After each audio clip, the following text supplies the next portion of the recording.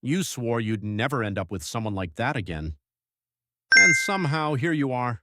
Different name, different face, same exact feeling in your chest.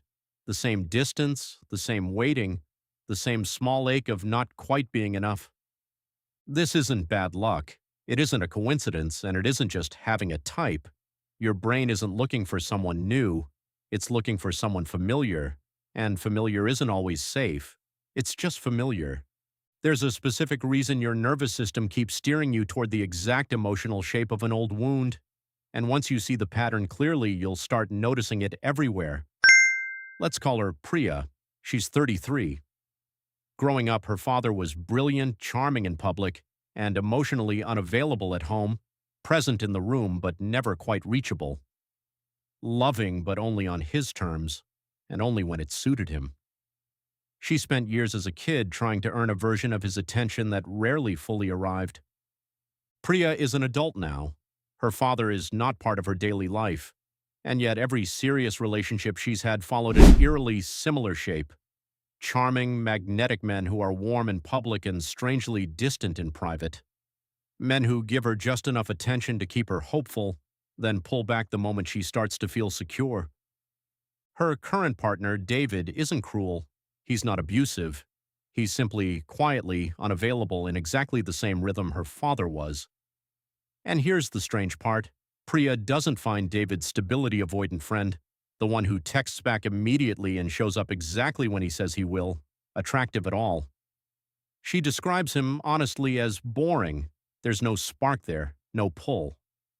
But with David, there's an ache in her chest that she's mistaken for years for chemistry. A tightness when he goes quiet, a rush of relief when he finally responds, a feeling of having to earn something that should have simply been given. If you've ever found the easy people boring and the distant people irresistible, this is exactly what's happening beneath the surface, and it has almost nothing to do with the person in front of you. Here's what's actually happening. Psychologists call this pattern repetition compulsion, an unconscious pull toward situations that recreate an original emotional wound, usually formed in early childhood with a primary caregiver. The theory, first described by Freud and expanded by attachment researchers since, suggests that the brain doesn't just remember painful relational patterns, it actively seeks them out again, usually without any conscious awareness that it's doing so. The reason isn't self-punishment. It's something closer to an unfinished attempt at mastery. As children, we don't have the power to fix a parent who is inconsistent, emotionally distant, or conditional with their love. We're too small, too dependent, too powerless to change the dynamic. But the wound of not being able to fully reach that parent stays open, filed as unresolved. As adults, your nervous system recognizes the emotional signature of that original wound, the specific rhythm of push and pull, the specific flavor of almost but not quite attention, far faster than it recognizes anything else. This is why a stable, consistent, emotionally available partner can feel oddly flat. Your nervous system isn't calibrated to register that kind of steadiness as significant because it never had to learn to read it. What it learned to read in exquisite detail was scarcity. So when you meet someone who recreates that same scarcity, some old part of you doesn't recognize danger, it recognizes home. But here's the part almost nobody says out loud. This isn't only about recreating pain. Underneath repetition compulsion is a quiet, almost childlike hope. Maybe this time I can finally get it right.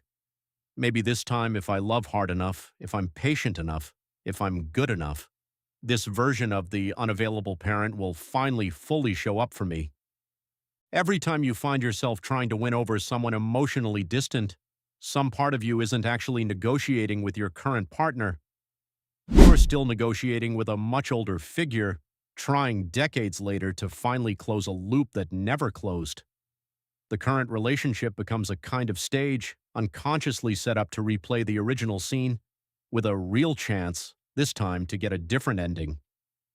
The tragic irony is that people who unconsciously represent the original wound are, almost by definition, unlikely to give you the different ending you're hoping for. They're drawn to you for the same underlying reason you're drawn to them, because your emotional languages happen to match a shape neither of you fully chose. This is also why chemistry so often gets confused with woundedness. That instant charge you feel meeting someone, the electricity, the sense that this one is different, this one matters more than the others, is frequently not a sign of compatibility. It's a sign of recognition. Your nervous system isn't saying this is good for you. It's saying, I know this feeling. This shows up in different forms. There's the person who grew up with a critical, perfectionistic parent and finds themselves again and again drawn to partners who subtly critique them, never cruelly, just enough to keep them quietly striving to finally be good enough. There's the person whose parent was warm but wildly inconsistent, present and doting one week, checked out and irritable the next, who now finds calm, predictable partners strangely unsettling and mistakes emotional whiplash for passion. There's the person raised by a parent who needed to be taken care of emotionally, who now finds themselves, in relationship after relationship, drawn to partners who quietly need fixing, mistaking the familiar feeling of being needed for the feeling of being loved. In every version, the specific wound is different, but the mechanism is identical. The nervous system isn't choosing based on what's good for you now. It's choosing based on what's familiar from then. Here's the twist most people never consider. The goal isn't to force yourself to only date safe, consistent people and hope the attraction eventually catches up. That rarely works because your nervous system hasn't been taught yet that safety and attraction can coexist. Forcing the choice without addressing the underlying pattern just leaves you performing stability while still craving the old familiar ache underneath. The real shift happens when you stop asking, why am I attracted to this person? And start asking, what does this attraction remind me of? Not judgmentally, with genuine curiosity, the way you'd examine an old photograph. When that magnetic pull shows up, when someone feels instantly, inexplicably significant, pause and ask what the feeling in your chest actually resembles. Often, if you sit with it honestly, you'll find a much older scene underneath. A parent's back turned away, a specific tone of voice, a particular flavor of almost being chosen.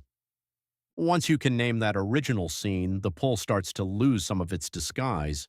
You begin to see the difference between a feeling that says, this is exciting, and a feeling that says, this is unfinished business. That distinction is the entire foundation of choosing differently, not by force, but by finally recognizing what you are actually responding to. So the next time you feel that overwhelming instant pull towards someone, the kind that feels like fate, like finally meeting someone who truly gets it, pause there for just a moment. Not to talk yourself out of connection, not to distrust every spark you feel, just to ask, gently, is this pull about who they actually are?